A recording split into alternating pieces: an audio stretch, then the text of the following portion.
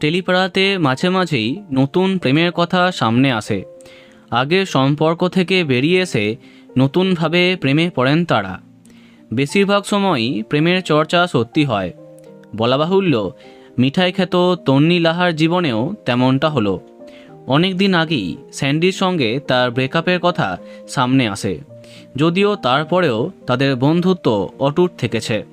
অপরদিকে তন্নির সঙ্গে যার নাম জড়িয়েছিল তিনি হলেন জনপ্রিয় টেলি অভিনেতা রাজদীপ গুপ্ত। তন্নির জন্মদিনে তাদের বেশ কিছু অন্তরঙ্গ ছবি সামনে এলে প্রথমবার সামনে আসে তাদের প্রেম চর্চা। প্রথমটায় তারা কেউ স্বীকার করতে না চাইলেও গণেশ চতুর্থীতে সবটা সামনে আসে।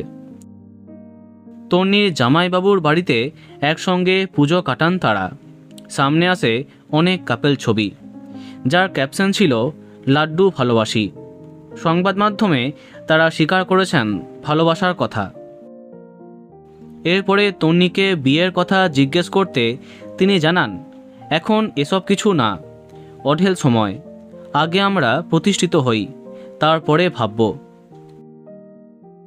তো বন্ধুরা, টেলিপাড়ার এই নতুন কাপেলকে আপনার কেমন লাগে কমেন্টে জানাতে পারেন। আর বাংলা বিনোদনের অন্যান্য আরও তথ্য জানতে এই চ্যানেলটি সাবস্ক্রাইব করতে পারেন। ধন্যবাদ।